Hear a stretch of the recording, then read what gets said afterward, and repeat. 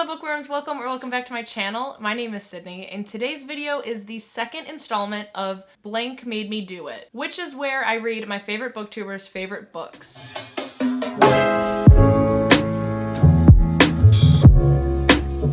As you can tell by the title of the video, I am so excited to welcome Nicole onto this episode of Blank Made Me Do It. So obviously it's titled Nicole Made Me Do It. The first episode of this series was so much fun. It featured Noelle, and I am so looking forward to continuing the series with Nicole. Nicole is one of the people in BookTube that I look up to so much, not only because she is one of the biggest sweethearts that I know, but also because her creativity and her content is just so expertly done and so top-notch that if you don't know her and you aren't subscribed to her, you need to be right now. She's over in Australia, so it is always a little bit hard for us to organize time zones, but she is an absolute angel and I am so excited to be welcoming her onto this video with me. So how this one works is I had Nicole send me 5 of her favorite books, and I chose 3 of them that I'm going to read during this vlog. And then once I finish those 3 books, she has already sent me, because she's amazing, a personalized prompt for me to read a secret 4th book. I have not watched that prompt yet. I want to kind of do a live reaction with you guys once I finish the first 3 books. It's killing me not being able to watch it. So getting right on into the first book that we are going to be reading for this vlog. It is also the secret book that I am using for my TBR spins when I landed on the secret space. So one of Nicole's favorite books, and the first book that I'm going to be reading, is Monday's Not Coming by Tiffany D. Jackson. Monday's Not Coming is a thriller, and in it we follow our main character Claudia. And Claudia's best friend is Monday Charles, and they are so close that people have a hard time telling them apart. So when Monday doesn't show up on the first day of school, Claudia's really worried. She doesn't know where she is, so when she gets home from school that day and the days to come, she is calling Monday's house trying to get a hold of her, and it keeps saying that the phone is out of order. All the parents, all the teachers, and even Monday's family seem to be unconcerned. And this book sounds so intriguing. And from other reviews that I've heard, the plot twists in this book are top notch. So I am very excited to dive into this book and see what I think of Nicole's first favorite book. Hello, I have an update for you. I work today, but during the drive to and from work, as well as the lunch break that I was actually able to take, I ended up getting through about 21% of the book. And if that wasn't clear, I got it on audiobook because I wasn't reading and driving. Obviously, I was listening and driving. But yeah, so I got through 21% of the book today, and I kind of wanted to just hop on really quick before I shower. So obviously, I look gross because I just got home from work. But I wanted to give you some like immediate, like first day, first chunk of the book thoughts, if you will. And this is categorized as a thriller, I believe, unless I'm horribly wrong. And as we know, I'm pretty new to the thriller genre, so I'm realizing how different of a read it is for me. So I'm used to books that are very like, I don't know, like descriptive and character history based, if that makes sense. Like, I feel like we're not really getting a whole bunch of backstory so far on the characters themselves, but I am honestly so in love with this story already. Like what I just said about how I feel like there's not a whole bunch of like descriptive backstory of our characters. I didn't even realize that until I was sitting here thinking about like what I could say about the story that like is triggering something in my mind or like making me think more, or how it differs from other things that I've read, so on and so forth. And that came up in my head once I sat down and thought about it, but while listening to this book, I wasn't thinking about anything other than the plot at hand, and it is so refreshing. The plot itself is just so intriguing, and I 100% cannot wait to see where this story goes. This is the first book in a while that after a full day on my feet at work, I still wanted to listen to it on my way home, because so often after a long day at work, I want to just kind of like put on music and just kind of zone out during my drive home and like just not think, you know? But after getting off work today and I sat in my car, I was just like rushing to like plug my phone in and listen to the next couple of sentences because I am so into this story. And it's really refreshing because I feel like, It's just been a while. Like, I'm just excited to read the book. I work again tomorrow, so I'm hoping to get at least another like 10% done. I don't want to like overshoot it because reading 21% of a book on a day that I work, that's like unheard of. I was really surprised about that. But yeah, so next time you see me, I will hopefully look better than I do right now, and we will chat about the end of that book and what is next on this list for Nicole Made Me Do It. Okay, hi, I have finished Monday's Not Coming by Tiffany D. Jackson, and I sobbed. It was so good. There were so many points of this story where like I trusted no one, but damn, like this really made me excited to read more thrillers. Like it's been so long since I've read a thriller or mystery style book. This book was really, really heavy and pretty dark at some times. I mean, like trigger warnings for sexual assault, child abuse, and bullying at least for sure. But I absolutely loved Tiffany D. Jackson's writing style. I was just eating it up. It was so easy to sit there for 5 hours and feel like I was only reading for one. I was just entirely gripped from page one. And seriously, the plot twists in this book were pretty crazy. Like I definitely saw some of it coming, but then it hit you with the second one and I was like, oh, wait. And it was just wild. It was really, really good. 5 out of 5 for sure. And right now, me and Caleb are kind of like running out the door. We have chosen a wedding venue location and we are actually leaving right now to go meet with our like wedding coordinator at the venue to like put our deposit down and hash out a couple things. So I will get more into the next book that I'm reading in the next clip, but the title of it at least is Call It What You Want by Bridget Kemmerer. Bridget Kemmerer. And this was also on the list that Nicole sent me of some of her favorite books, and this was one that I hadn't heard of, so I'm pretty intrigued by it. But yeah, so today did finish Monday's Not Coming, and it was so good, and I'm really looking forward to the next book for this Nicole Made Me Do It vlog, because we started off very strong. My camera's dying. Okay, bye. Hello, welcome back. I have an update, and I don't know if you can tell, but I also got a new camera lens. I don't know, it was high rated for like vloggers, and I guess that's what I can consider myself now, even though I don't do much vlogging. I'm such a poser. And I guess we could just get on into the update of why we're really here. So the last time I left off, I gave you a very shoddy end of the book review for Monday's Not Coming. I legitimately only had like 3 minutes to film that clip before me and Caleb had to leave or we were gonna be late for our appointment. So I didn't touch on everything that I wanted to say on Monday's Not Coming. So really quick, I just wanted to, touch on a couple more things. And then we will move in to the next book that I talked about, which is Call It What You Want, because I have some thoughts already on this one. But in regards to Monday's Not Coming, the one thing that I wanted to mention, but I didn't, I think that this book does an insanely good job at depicting trauma and mental illness. And now that I'm thinking about it, I don't know what exactly I can say about it because I don't want to give you any sort of spoilers at all. Shoot, I don't know what I can say.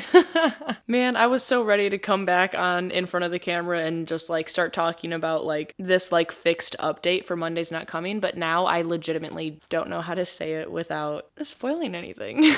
Okay, let's just say that all in all, Monday's Not Coming was such an incredible book. I know I already said this, but I just want to reiterate that it covered so many things while keeping those trigger warnings I mentioned in mind. The way that Tiffany D. Jackson writes and talks about these things, as well as mental illness and trauma, was so expertly done. And the plot twists that involved these things were alarming and surprising. Like, I thought I knew what was happening. And then Tiffany D. Jackson was like, no, you don't. And yeah, I mean, I guess that's it.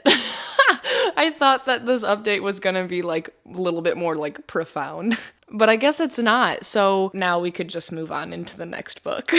And that book is Call It What You Want by Bridget Kemmerer. I had never heard about this book before seeing it on the list of Nicole's favorite books, so I was excited to check it out. And in this story, we follow our two main characters, Rob and Megan. In Rob's side of the story, he basically lost everything, his friends, his status, and a lot of his belongings when his dad was caught embezzling funds from half the town. And although his father's suicide attempt was failed, the dad that he knows is gone. And then the other story we follow is Megan, who is the typical overachiever, but last year she let the pressure of the SAT scores get to her and she made a big mistake. And now her sister has come home from college pregnant, and the stress of keeping the appearance of having a perfect family is becoming a little bit too much for Megan to handle. Now, Megan and Rob are paired up in a calculus project, and they're both reluctant to let either one through the walls that they've built around themselves. And when Megan learns of Rob's plans to fix the damage caused by his father, it could ruin more than their fragile new friendship. The tagline of the book is it okay to do something wrong for the right reasons? The question of ages.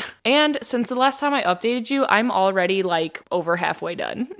Because let me tell you, I didn't really know what to expect going into this book, but I am absolutely loving it. I messaged Nicole last night and told her, I don't know what it is about this book, but I do not want to put it down. And Nicole made a good point, and she said when she read it, she thought the same thing, and it might be because these protagonists in this story are not your typical YA protagonists. Both of them have very individualized personal trauma happening, and it makes them much more relatable to me. Even if I don't relate to the specific problems that these characters have, but the way that they're handling the trauma and the way that they are going about their everyday life in reaction to things that have happened to them just feels very real. I'm not entirely sure, but the way that Bridget Kemmerer is writing this, I'm really enjoying. Even though at one point she did use the word lit to describe something, hold on, when was this book written? 2019. That makes a lot of sense. Because there definitely has been a few times in the book where I've noticed things like that and kind of rolled my eyes a little bit. But I use those words as a joke. And I know that this book is using them seriously. So it's a little bit of a disconnect here just because of my age. Wow, I don't think a sentence has ever made me feel old at this point in my life until that one, because of my age. Oh. Well, regardless though, I am really enjoying this book. I for sure am going to finish it today. But until then, I don't know, enjoy some B-roll.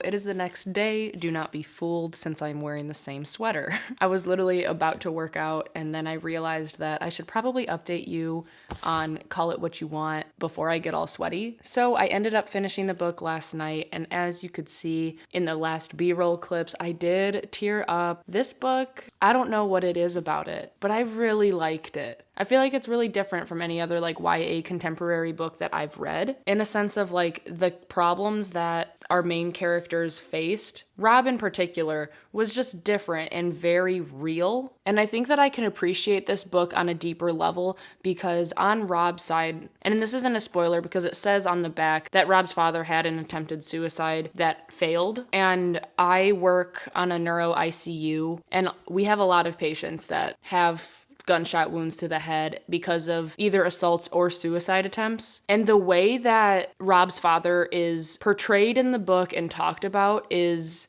pretty accurate. And I was actually really, amazed, I guess, at how well Rob's father's character was written. And I guess it was just the little things about Rob's side of the story that really made this book awesome for me. And all in all, I feel like I just flew through this book purely because I really didn't want to put it down. I really wanted to be with these characters more and I guess just see what was going to happen. I ultimately gave the book a 4 out of 5. I did it on Cawpile, which I'm starting to do a little bit more often, and it was a higher 4. It was a 4.5-ish, and that's what I was thinking about giving it anyways. I just had a good time reading it. I could really appreciate all the nuances that Bridget Kemmerer did in relation to the characters and their internal struggles, their struggles with their family members. I just think that it was really good, and I think that obviously Nicole has taste. So we are going to be moving on into the second book of this vlog, which the camera's currently sitting on, so let me pick it up. And the next book that I will be reading in this vlog, because Noelle made me do it, is The City of Brass by S.A. Chocobordi. And this is a magical fantasy book that involves Middle Eastern history and folklore, where our main character Nari is a con woman of unsurpassed skill. However, during one of her cons, she ends up conjuring a mysterious Jinn warrior named Dara. The pair are forced to flee Cairo and journey across the mystical, magical lands to the City of Brass. It is a city steeped in magic and fire, where blood can be as dangerous as any spell. A city where old resentments run deep and royal court rules with a tenuous grip. A city to which Nari is irrevocably bound, and where her very presence threatens to ignite a war that has been simmering for centuries. So this is a thick book. My fingers are hurting from holding it up. It's about 525 pages, and I'm very much looking forward to it. I've had it for a couple months now, so I was very excited to see it on Nicole's list of favorite books so that I had an excuse to get to it sooner. I think that I'm like absolutely in the mood for a fantasy. I've been reading a lot of contemporary lately, so I haven't like delved into a new fantasy world in a while, so I'm very excited. I think that this will be a lot of fun. And yeah, so I'm going to work out and then get into a chunk of this today. I also want to finish editing my February wrap up since it is like the 4th of March now. I ended up filming that yesterday, so I want to edit and schedule that for tomorrow and get at least 100 pages into this today. That's my plan. I'm putting it out there in the universe. Let's see if I can deliver. Okay, hi. I have made it about halfway through City of Brass, and it's really good. I am 100% feeling like the slow build that is happening in this book and like in this series. The pacing is just incredible because like not a lot of like serious like action-packed stuff has happened yet, but there's just enough to make me like continuously interested. And the way that I'm feeling about this book is very similar to how I felt about The Poppy War when I read it, in a sense of in this first like half of the book basically, we're learning so much because like it's a brand new fantasy world for me with a lot of culture that I'm not super familiar with. So I am taking time to like look up what certain words mean, as well as trying to learn what like the fantasy words mean. So like there's a pretty steep learning curve. And I felt that way with The Poppy War as well. But it didn't stop me from enjoying it. And in fact, I feel like I'm just gaining such a great like foundation of what this world contains and what I have in store for me. So like it's making me very excited. I have already ordered the second book. Some key plot points are starting to like intertwine and come together, and other ones are like coming to light of like kind of like the dark history of this world of Davabad. Oh my god, I'm just remembering what I read last night before I went to bed. Yeah, man, like it's starting to heat up, and it's like really intriguing. I want to say that this is like the first fantasy book that has like a lot of political intrigue that I've actually read. And it's cool because like this is really testing me in a way of like seeing what I like and what my mind can like tolerate learning, I guess. And it's promising because like I am intrigued. It's definitely taking me a little bit longer to read it because I am really trying to understand it so that I can know what the hell's happening like later on in the series, you know? But yeah, I mean like I'm really looking forward to finishing this. Hopefully if I don't finish it today, I will for sure finish it tomorrow. And it's supposed to be really nice today. So I'm so excited that me and Avi get to sit on the back porch and then get through a lot of this book today. Hopefully I get some sunburn or something, you know, like put some color on this skin. Just kidding, wear sunscreen, protect yourself. But yeah, I mean, unless some like crazy shit happens that like I need to vent about, you'll probably hear from me when I finish this book, and then we will figure out what the secret prompt from Nicole is, which I am dying to figure out. So yeah, I mean, I will come back and update you later.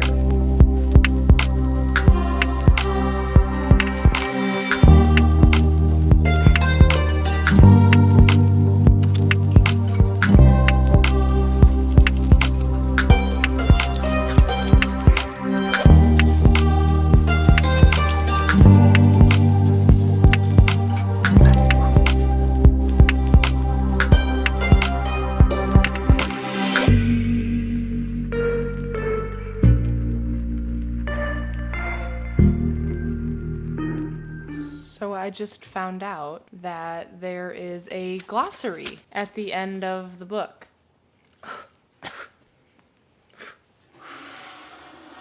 Incenses. Choking me. This would have been really nice to have throughout the whole book. I didn't know this was back here because there are so many words that are very similar to each other and each have a very specific meaning. Or there are multiple words that mean very similar definitions. So knowing that this glossary was in the back of the book would have been pretty cool. But that aside, I mean, I have like 72 pages left or so. I've read a lot of this today and I'm so excited. It's the same day, by the way. I was sitting outside. Oh, right. Yeah. Hey, I did get sunburned. Check it out. Wow.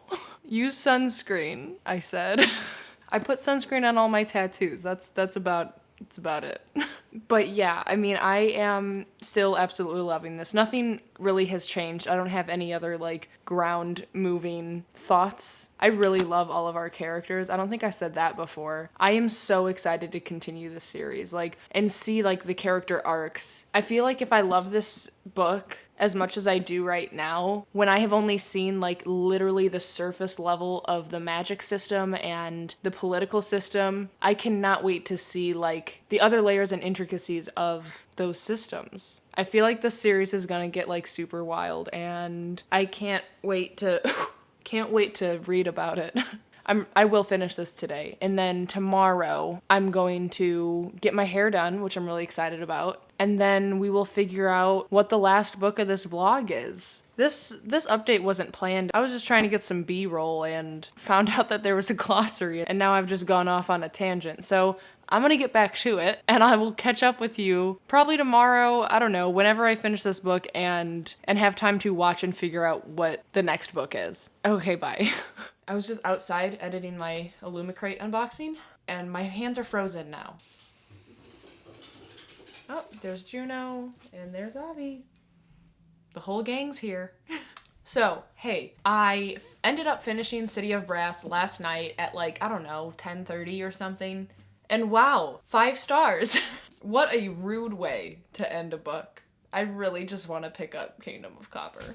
I feel like I have already touched on everything that I wanted to talk about in this book already in my previous updates. But yeah, man, this was really good. Even though the story was super dense and had a lot of new information and a new world and new vocab for me, like logically that would feel like I would be at work, you know, like it would be mentally kind of not exhausting, but you know, it would be a mental workout for me. But the pacing of this book was so incredible that it didn't feel like I read 520 some 30 whatever pages. And I think that that's incredible. So 5 out of 5 for sure. And I wanted to do this update in the beginning of the day, but I'm an idiot.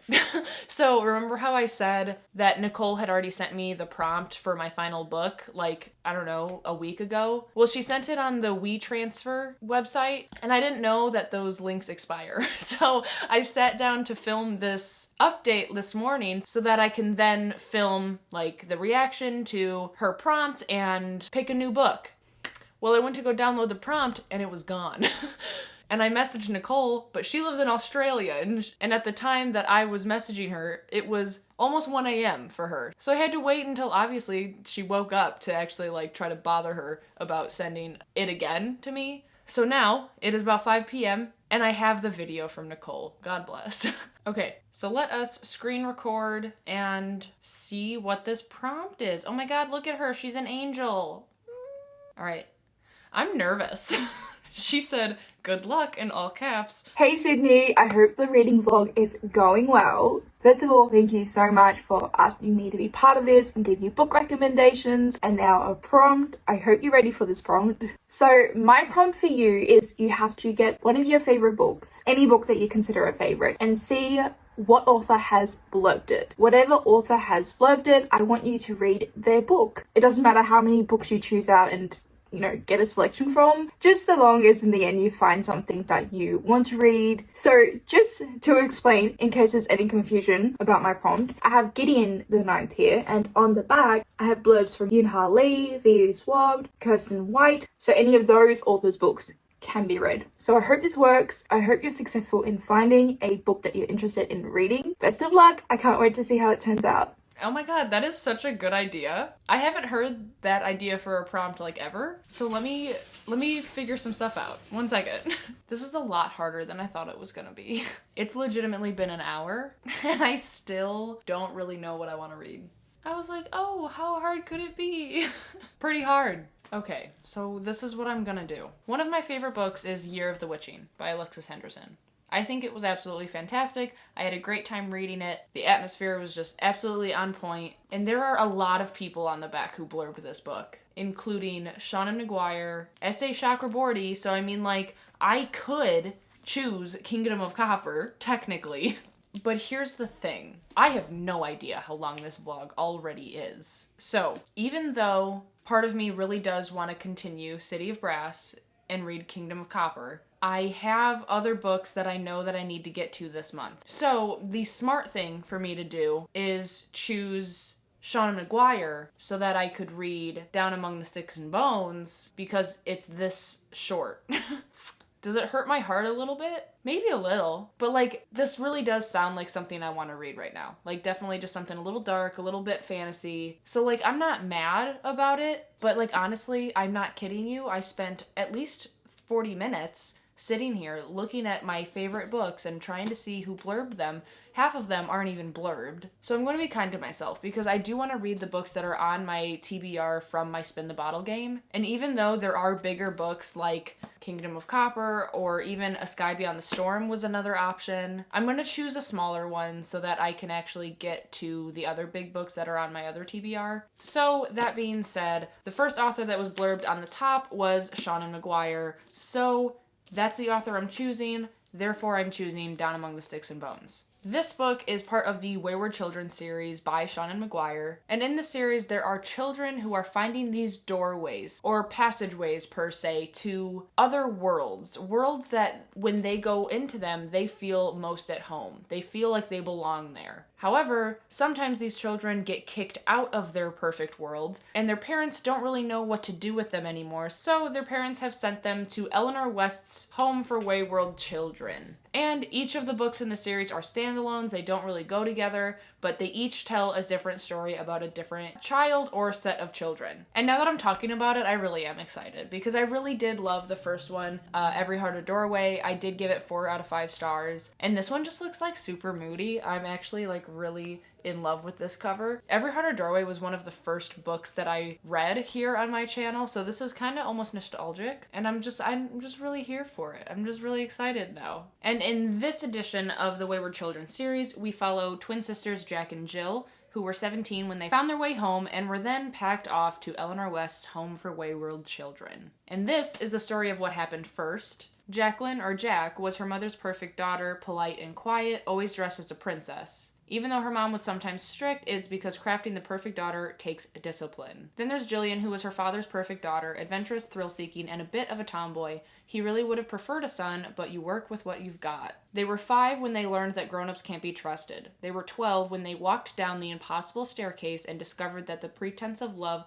can never be enough to prepare you for a life filled with magic in a land filled with mad scientists and death and choices. So yeah, I'm really excited. I think that this will be really good and a good end to this vlog. So I will probably read this, finish it, and then come back and chat about it and close out the vlogs. Hello, back again for the final time. I ended up having to wait a couple days for the audiobook of Down Among the Sticks and Bones to come through on Libby. And yes, I know that I could have read it without the audiobook before that, but I also had The Death of Vivek OG on Libby ready for me, so I ended up reading that, took a little break from this vlog, and then today this audiobook came through, so I listened to it today. And it was absolutely fantastic. I read the first one, but what is it? The Every Heart a Doorway. And it was good. I mean, I gave it like a 4 out of 5, but this was really good.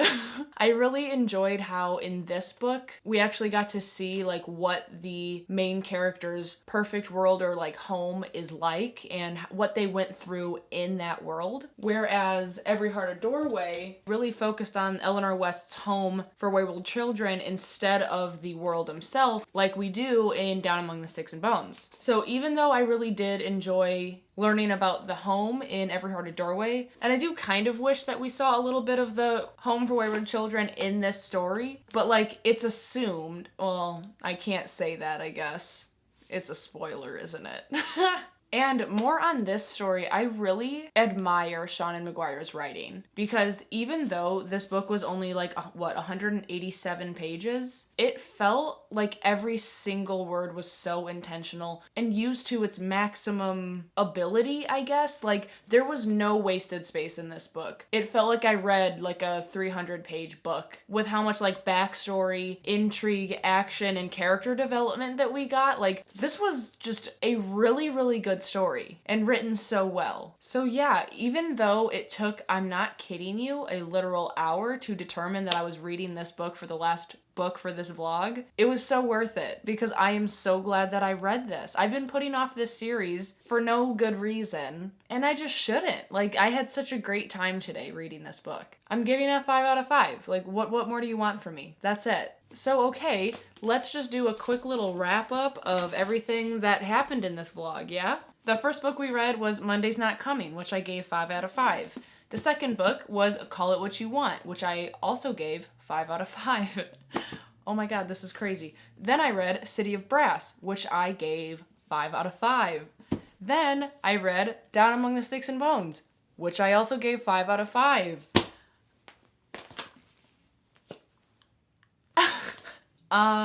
So basically what I'm hearing is that me and Nicole are actually just the same person. Because, like, the thing is, like, I know that all of these are 5 out of 5. It's not like oh, well, it could be like a 4.5 or like, no, like 5 out of 5. I loved every second of every single one of these books. That is so awesome. My heart is so full. This video really showed me like a new series, City of Brass, that I am so excited to continue, and reignited a past love for a series, the Wayward Children series. Kind of ignited my excitement to read more thrillers, and Call It What You Want was just a amazingly done contemporary about so many important things that I just really appreciated, and it was such a good read. I don't know if you guys are feeling how I'm feeling right now, but it's a really good feeling. I had such a great time with all these books. So yeah, I mean, I guess I don't have anything else to say here. I have no idea how long this video is going to be. I apologize if it is... No, I don't. I don't apologize. If it's a feature-length film, then I'm so happy if you are still here watching. And if you are, then leave the skull and crossbones or just like a bone emoji because of the secret final book that we read. And yeah, thank you so much for tuning in, and thank you again, Nicole, for participating and wanting to be a part of this series. I've had so much fun messaging you while reading all of these books, and it's just been such a lovely experience. Don't be surprised if I come to you for more recommendations because of how well this video went. But yeah, so again, thank you guys so much for watching. Don't forget to subscribe down below, like the video. I always appreciate your support, and as always, be kind to one another and happy reading.